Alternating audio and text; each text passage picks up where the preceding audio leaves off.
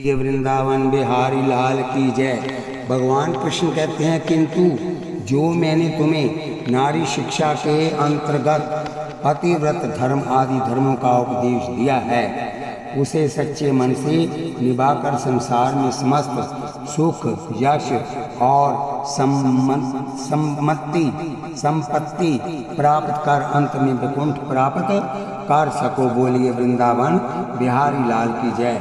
कथा हमने जहाँ से छोड़ी थी वहीं से शुरू कर रहे हैं। इस कथा को सब्सक्राइब, लाइक, शेयर कीजिए ताकि जहाँ तक कथा जाए जो लोग सुने उनका आधा फल आपको भी प्राप्त हो। माला लेकर बैठिए, नाम जप कीजिए, गुरु दीक्षा जो लिया उसका मंत्र जपिए, कानों से कथा को सुनिए। आप बड़े भाग्यशाली हैं जो श्रीमद् भागवत महापुराण घर बैठे सुन रहे हैं। बोलिए वृंदावन बिहारी लाल की जय। भगवान के जी अमृत वचन सुनकर सब गोपिकाएं भगवान के उपदेशों पर दृढ़ प्रतिज्ञा होकर अपने भवनों को चली गई। हे राजन, इस प्रकार गोपियों को धर्म उपदेश देने, उनके शुद्ध प्रेम की परीक्षा करने तथा कामदेव के मान का मर्दन करने के लिए भगवान कृष्ण ने रास लीला का निर्माण किया था।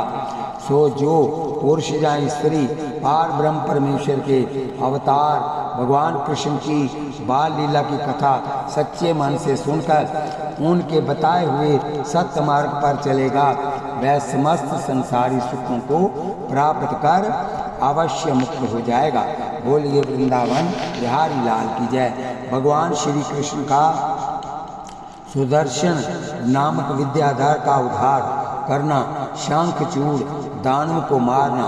श्री सुखदेव जी कहने लगे, एक दिन का वृत्तांत है। नंद यशोदा आदि वृंदावनवासी भगवान कृष्ण को साथ लेकर रथ, बहल और बैलगाड़ियों में बैठकर तथा छकड़ों में नाना प्रकार की सामग्री लदवाकर सरस्वती के किनारे भगवती जगदम्बा का पूजन करने के लिए चल दिए।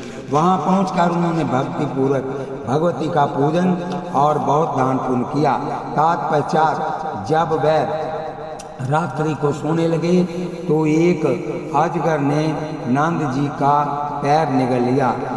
तब उन्होंने हे कृष्ण, हे गोविंद, हे जगदीश्वर, हे जोगीश्वर, हे जगदीश्वर इत्यादि नामों से भगवान कृष्ण को पुकारना आरंभ किया।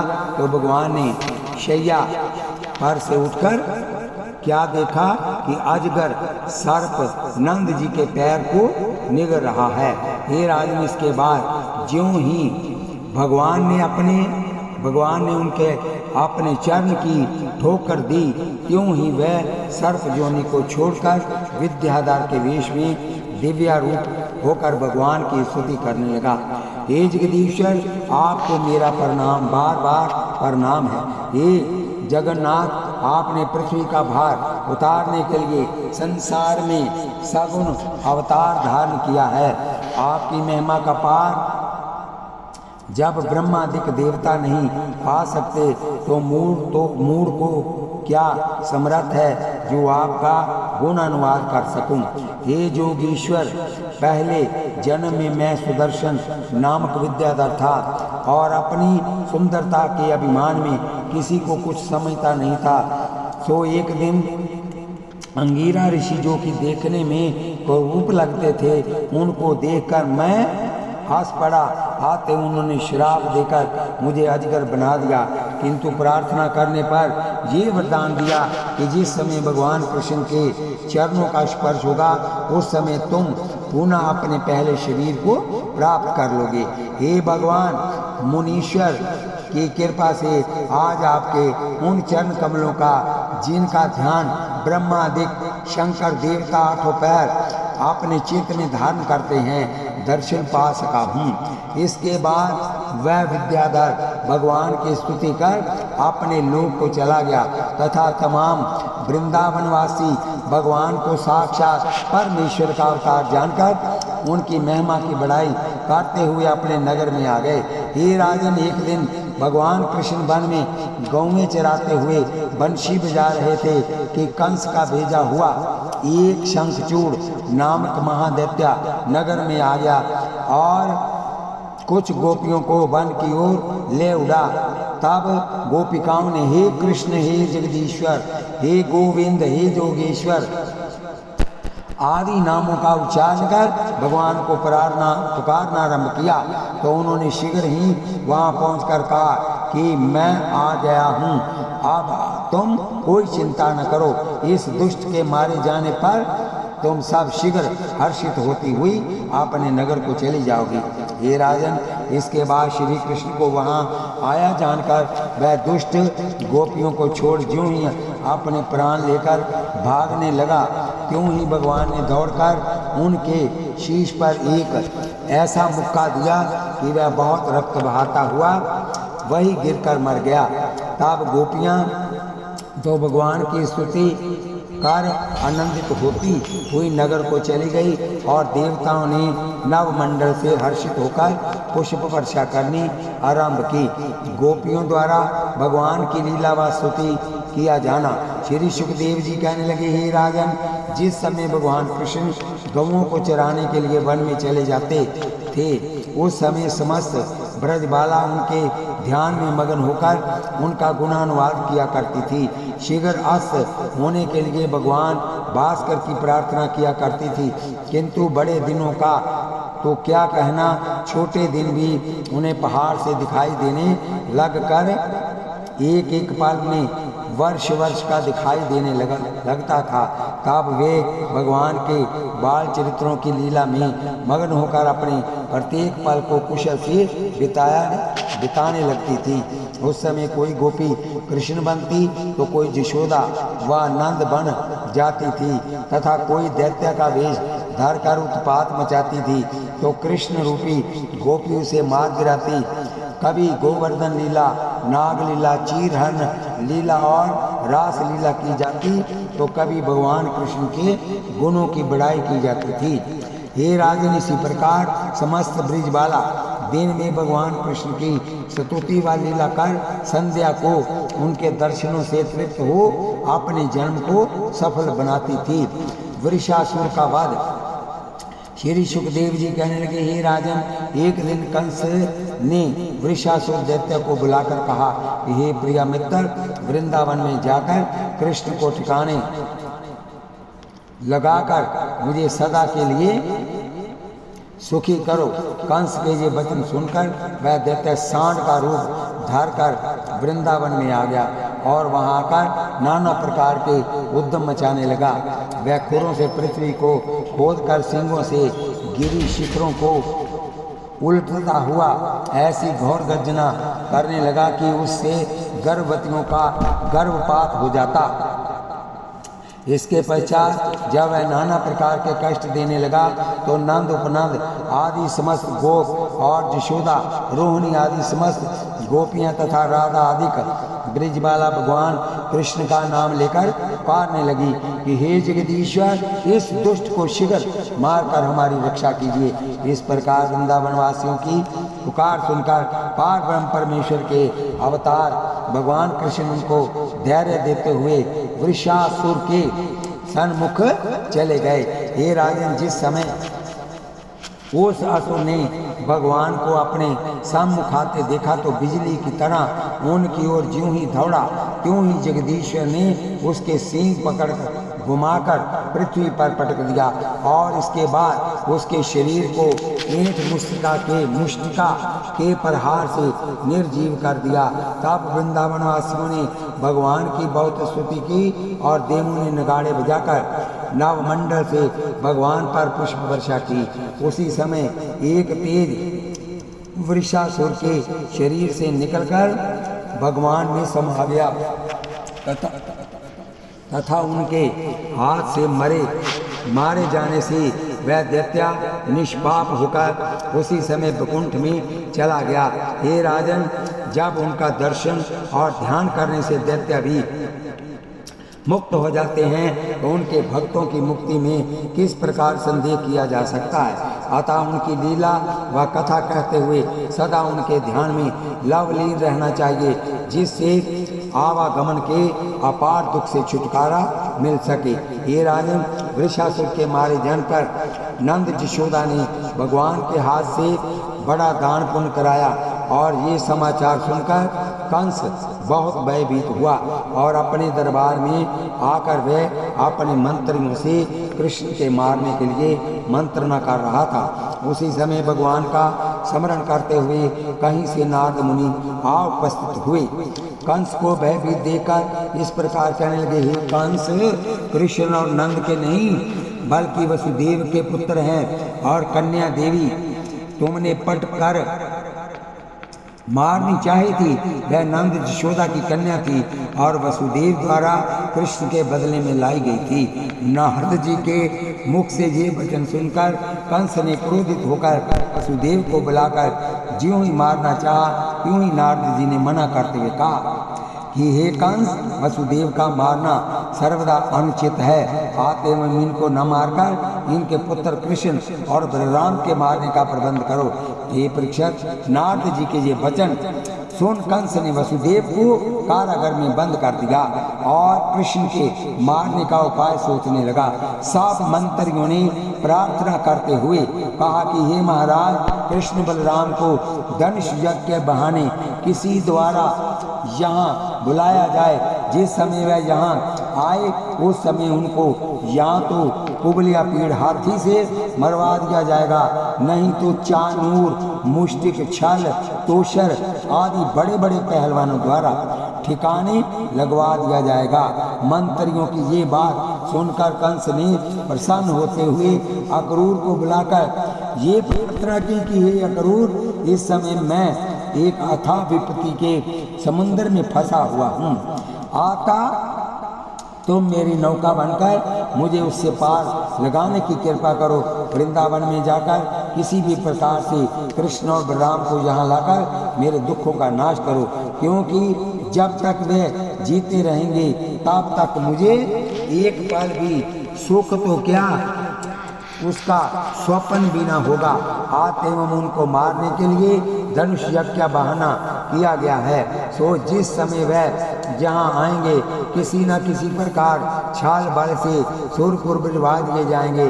हे राजन, कंस की ये बात सुनकर अक्रूर कहने लगा, हे कंस, प्रतिज्ञा होने पर भी मैं आपके इस कुकृत्य को करने की भरसक चेष्टा करूंगा, किंतु जो परमेश्वर की इच्छा है अंत होगी वही।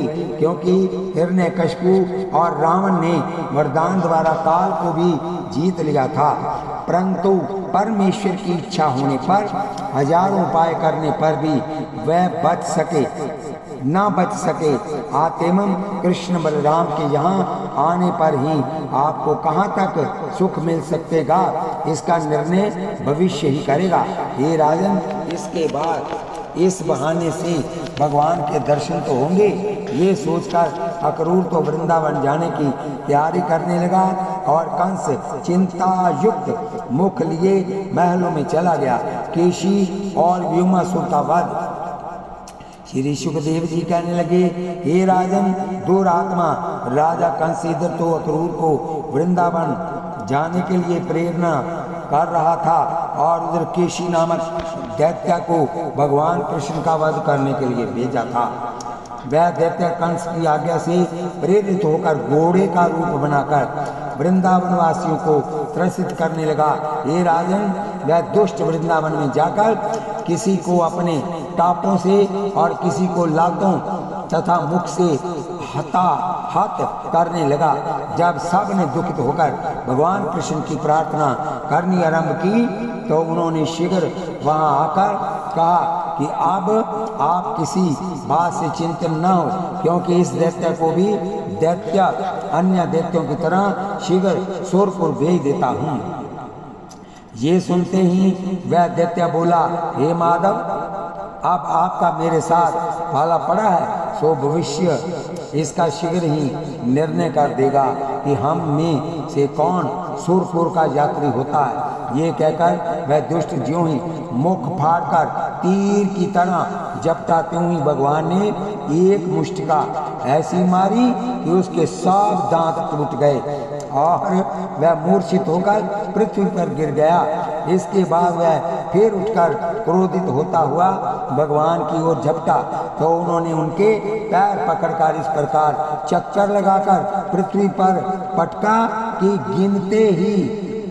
गिरते ही मर गया, वैकुंठ में चला गया। हे राजन, उस दैत्य के मारे जाने पर सब वृंदावन वासियों ने भगवान की स्तुति की और देवताओं ने प्रसन्न होकर पुष्प वर्षा की। बोलिए वृंदावन बिहारी लाल की जय। हे राजन, उसी समय नारद मुनि वहां आकर भगवान की इस प्रकार स्तुति करने लगे। हे भगवान, आपके केशी दैत्य को मारकर प्राणियों का बड़ा उपकार किया है। हे जगदीश्वर, हे ज्योति स्वरूप, निरंजन निराकार और ब्रह्म परमेश्वर, आपकी अनंत महिमा किसी से भी नहीं जानी जाती। आप ही इस संसार को उत्पन्न करते हैं और पृथ्वी पर जब पाप अधिक बढ़ जाता है तब आप ही सगुण अवतार धरकर दुष्टों को मार देते हैं। हे जोगेश्वर, आप शीघ्र ही चाणूर, मुष्टिक, छल, तोषर और कंस को मारकर जरासंध और शिशुपाल आदि अधर्मियों का नाश करेंगे। हे जगन्नाथ, इसके बाद कौरव पांडवों का युद्ध कराकर महाभारत के 18 क्षोणी सेना दल को नष्ट करके पृथ्वी का भार हल्का करेंगे तथा रुक्मिणी आदि अनेक स्त्रियों से विवाह कर इंद्रलोक से पारिजात तरुवर लाएंगे एवं नृग को गिरगिट की जोनी से छुड़ाकर राजा नृग को उनकी मुक्ति करेंगे। ये श्याम सुंदर, आपके सारे गुण अनुवाद करने की शक्ति ब्रह्मा आदि देवताओं में भी नहीं है। सो हे जगदीश्वर, इस समय कंस के पापों से पृथ्वी और प्राणी अधिक दुखित हो चुके हैं। आप एवं से शीघ्र मारकर भक्तों को सुख देने की कृपा कीजिए। हे परीक्षित, इस प्रकार भगवान की बहुत स्तुति करने के पश्चात नारद मुनि वीणा बजाते हुए ब्रह्मलोक को चले गए। कंस केशी की मृत्यु का समाचार सुन भयभीत हो गया। उसके बाद उसने व्योमासुर को बुलाकर श्री कृष्ण को मारने के लिए वृंदावन में भेजा। हे राजन, जिस समय मैं वृंदावन में आया उस समय भगवान ग्वाल वालों के साथ गौवें चराते हुए खेल रहे थे। तब उसने भी अपना ग्वाल का रूप बनाकर खेलने लगा। मौका पाकर एक एक ग्वाल को अपनी पीठ पर चढ़ाकर कंदरा में बंद कर दिया। जब भगवान ने उसकी ये दुष्टता देखी तो उन्होंने उसे एक ही पाद प्रहार से सुरपुर भेज दिया। हे राजन, भगवान ने सब ग्वालों को कंदरा से स्वतंत्र कर मुरली बजाते हुए वृंदावन की ओर प्रस्थान किया। बोलिए वृंदावन बिहारी लाल की जय। बोलिए जुगल सरकार की जय। अक्रूर जी का वृंदावन में आगमन। श्री सुखदेव जी कहने लगे, हे राजन, जब भगवान कृष्ण ने 12वें वर्ष में कार्तिक वदी द्वादशी को केशी और व्योमासुर को वैकुंठ में भेज दिए तो उसी दिन कंस की आज्ञा पाकर अक्रूर श्री कृष्ण बलराम को मथुरा में लाने की इच्छा से वृंदावन की ओर रथ पर बैठकर चल दिए। मार्ग में जाते हुए इस प्रकार सोचने लगे कि आज मैं भगवान कृष्ण के चरण कमल, जिनका ध्यान ब्रह्मा आदि देवता 8 पहर अपने हृदय में करते रहते हैं, उनका दर्शन पाकर कृतार्थ हो जाऊंगा। यद्यपि कंस ने मुझे एक महा पाप करने के लिए प्रेरित किया है, किंतु इसी कुकृत्य के बहाने मैं उस पार ब्रह्म परमेश्वर के साक्षात अवतार भगवान कृष्ण के दर्शन तो करूंगा। क्योंकि जब उनको मारने की इच्छा से गए हुए दुष्ट दैत्य उनके हाथ से मरकर मुक्त हो गए तो मैं केवल उन्हें लाने के लिए जाता हूँ। हाथ एवं उपरोक्त उदाहरण से मेरा भी भाव बंधन छूट जाना कठिन नहीं, क्योंकि शास्त्रों ने कहा है कि भगवान को शत्रु, बंधु, सखा, उदासीन आदि किसी भी भाव से क्यों न भजा जावे, उनको भजने वाला अवश्य समस्त संसारी दुखों से छूटकर मुक्त हो जाता है। अपने भाग्य की सराहना और भगवान का ध्यान करते हुए अक्रूर आनंदित होते हुए जब वृंदावन की ओर जा रहे थे तो उन्हें बहुत अच्छे शगुन दिखाई दे रहे थे, जिन्हें देखकर वह आनंद में विभोर वो सोचते थे कि आज भगवान कृष्णचंद्र जी के दर्शन कर मैं अवश्य तृप्त हो जाऊंगा। हे राजन, हर्षित होते हुए ज्यों ही संध्या समय अक्रूर वृंदावन में पहुँचे, त्यों ही उनको गोप ग्वालों के साथ मुरली बजाते हुए भगवान कृष्ण मार्ग में आते दिखाई दिए। तब उनको देखते ही अक्रूर रथ पर से उतर पड़े और उनके पास जाकर चरणों में साष्टांग दंडवत करते हुए लेट गए। हे राजन, जब श्री कृष्ण ने अक्रूर को आंसुओं से अपने पैर भिगोते देखा तो उन्हें उठाकर छाती से लगा लिया और उनका हाल देखकर अमृत बेईमानी से कहने लगे, हे चाचा, आप यदुकुल में उत्पन्न होकर हमारे पिता के छोटे भाई लगते हुए भी हमारे चरणों में गिरकर हमें क्यों दोषी बना रहे हैं? भगवान के ये वचन सुन अक्रूर ने कहा, हे जगदीश्वर, आपके जिन चरण कमलों की रज के लिए बड़े बड़े ऋषिश्वर और मुनीश्वर हजारों वर्ष कठिन तपस्या करते हैं, उन्हीं चरण कमलों को साक्षात पाकर भी जो मनुष्य दंडवत नहीं करता, उससे अभागा और कौन हो सकता है? भगवान के गुणों की बड़ाई करते हुए अक्रूर जब नंद यशोदा के पास आ गए तो उन्होंने उनका बड़ा आदर सत्कार किया और कंस के राज्य कार्य तथा वसुदेव की प्रसन्नता का समाचार पूछा। तब अक्रूर ने उदास होते हुए कहा कि हे नंद जी, कंस के अत्याचारों से न केवल वसुदेव देवकी बल्कि सारा देश दुखी है। हे परीक्षित, इसके बाद भगवान कृष्ण ने स्वयं अपने हाथों से अक्रूर के चरण कमल धोए और 36 प्रकार के व्यंजन खिलाने तथा सुंदर पलंग पर लिटाने के पश्चात बलराम जी के साथ उनके पैर दबाने लगे। बोलिए वृंदावन बिहारी लाल की जय। भगवान श्री कृष्ण और बलराम का अक्रूर के साथ मथुरा जाना। बोलिए वृंदावन बिहारी लाल की जय। श्री सुखदेव जी कहने लगे, हे राजन, अक्रूर जी की सेवा करते हुए श्री कृष्णचंद्र जी ने पूछा, हे चाचा, कहिए आपने किस प्रकार दर्शन देने का कष्ट किया? भगवान के ये वचन सुनकर अक्रूर कहने लगे, हे माधव, कंस के आपको धनुष यज्ञ के बहाने वहाँ बुलाया है, उसे शीघ्र सुरपुर पहुंचाकर वसुदेव देवकी और उग्रसेन आदिकों को उनके कोप से बचाइए। तब भगवान ने नंद जी को बुलाकर कहा, हे बाबा, कंस ने हमको धनुष यज्ञ देखने के लिए बुलाया है, सो आप लोग भी सब गोप ग्वालों के साथ गोरस आदि भेंट लेकर उस महोत्सव को देखने के लिए चलें। भगवान के ये वचन सुनकर नंद जी ने नगर में ढिंढोरा पिटवा दिया कि काल कृष्ण बलराम राजा कंस का धनुष यज्ञ देखने जाएंगे तो गोप ग्वाल उस महोत्सव को देखना चाहे जो वो गोरस लेकर प्रातःकाल ही मथुरा की ओर प्रस्थान कर दें। हे परिषद, ब्रज बालकाओं को ये खबर सुनते ही कोमुंद वन पर तुषार पात कृषि पर भारी हिम वर्षा वृतासुर पर ब्रज का गिरने जैसा वस्तुएं जान पड़ी। जब ये दुखद समाचार ब्रजवासियों ने सुना तो वह कटे वृक्ष की तरह पृथ्वी पर अचेत होकर नाना प्रकार के विलाप कर कहने लगे, हे श्याम सुंदर, हे गोविंद, हम आपके बिना आपके पीर को किस आशा पर धारण कर सकेंगे?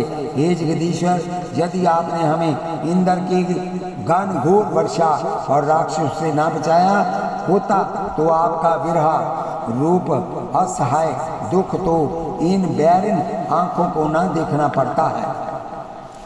पड़ता।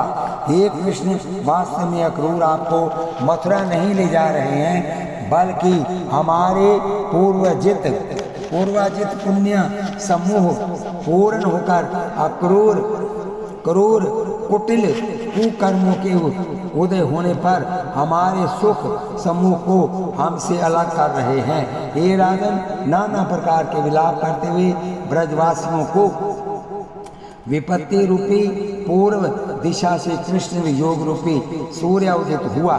जिस समय समस्त ब्रजवासी स्त्री पुरुष बाल बालिकाओं ने भगवान कृष्ण को अक्रूर के रथ पर बैठकर मथुरा को जाते हुए सुना तो वह भागते दौड़ते गिरते पड़ते विलाप करते और पछाड़ खाते हुए जहाँ कृष्ण बलराम और अक्रूर जाने की तैयारी कर रहे थे, वहाँ आकर रोते हुए इस प्रकार कहने लगे, हे क्रूर, वास्तव में तू क्रूर है और दया का तुझ में लवलेश मात्र अवशेष, कहना अपनी बुद्धि को धोखा देना है।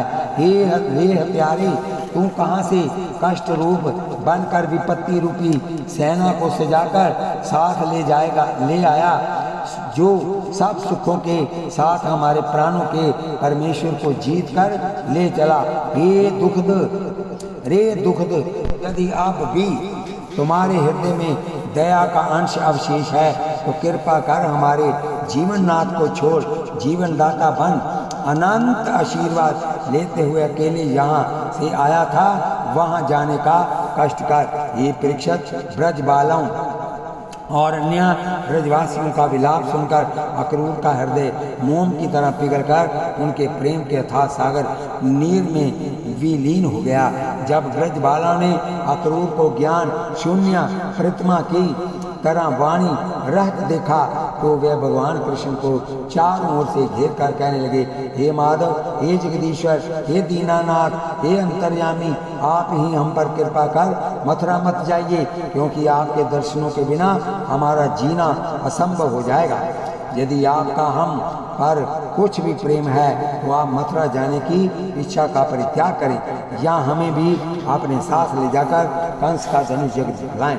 ये परीक्षक इस प्रकार यशोदा आदि ब्रज नारियां और राधा आदि ब्रज बालिकाएं नाना प्रकार का विलाप कर भगवान से प्रार्थना कर रही थी। इस विरहा वेदना का वर्णन करना शेष, शारदा और महेश की भी शक्ति के बाहर है, तो आपको भी उस विरहा वेदना के दुखद सागर में अधिक देर न फंसाकर आगे का वृत्तांत सुनाता हूँ, क्योंकि विरहा कथा का वर्णन करते हुए पाषाण हृदयों की जीवा और लेखनी भी रुक जाती है। एवं अब अपना ध्यान दुखित ब्रज बालाओं की ओर से हटाकर मथुरा की मार्ग की ओर ले जाते हैं। सो सावधान होकर सुने। हे राजन, रोती हुई ब्रजबाला और समस्त उपस्थित जन समूह को भगवान ने बहुत धैर्य दिया और अक्रूर ने सबको संबोधित करते हुए कहा कि आप लोग किसी बात की अधिक चिंता न करें। धनुष यज्ञ दिखाने के पश्चात मैं स्वयं शीघ्र ही आकर श्री कृष्ण बलराम को वृंदावन में छोड़ जाऊंगा। ये परीक्षक इस प्रकार कहकर अक्रूर ने रथ को वायु वेग से रवाना कर दिया और शीघ्र ही वह जमुना के किनारे आ उपस्थित हुए।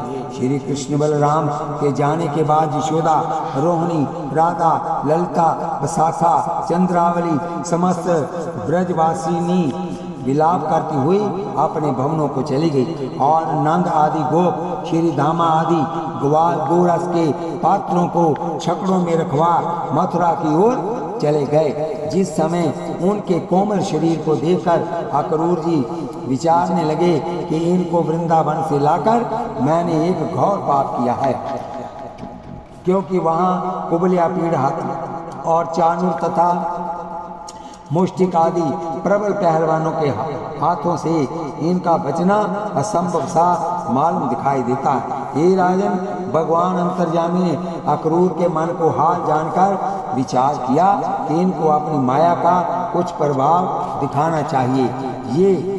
ये सोचते हुए ज्यों ही वह जमुना के किनारे पहुंचे त्यों ही रथ ठहराकर अक्रूर से कहा, हे चाचा, यदि इच्छा हो तो जमुना में स्नान कर सकते हैं। कृष्ण के ये वचन सुनकर अक्रूर जी उनको रथ में छोड़कर अपना जमुना में स्नान करने चले गए। ये परीक्षक तत्पश्चात उन्होंने जो ही जमुना में गोता लगाया यूं ही भगवान कृष्ण जल में, और जब उन्होंने मुख बाहर निकाल कर देखा तो वह बलराम के साथ रथ पर बैठे दिखाई दिए। ये अद्भुत कौतुक देखकर उनके आश्चर्य का कोई ठिकाना न रहा, किंतु इसके बाद उन्होंने फिर गोता लगाया तो भगवान कृष्ण जल में, और मुख निकाल कर देखा तो फिर रथ पर दिखाई पड़े। अक्रूर बारंबार गोता लगाकर रथ की ओर देखते थे और कभी जमुना जी में डुबकी लगाकर नीचे जल में देखते थे, किंतु सर्वव्यापी भगवान उनको जल और रथ में देखने पर एक साथ दिखाई देते थे। ये कौतुक देख और विस्मित हो एक बार पुनः गोता लगाया तो क्या देखा, भगवान कृष्ण चतुर्भुजी रूप से शेष की शैया पर विराजमान है और लक्ष्मी जी उनके पैर दबा रही है।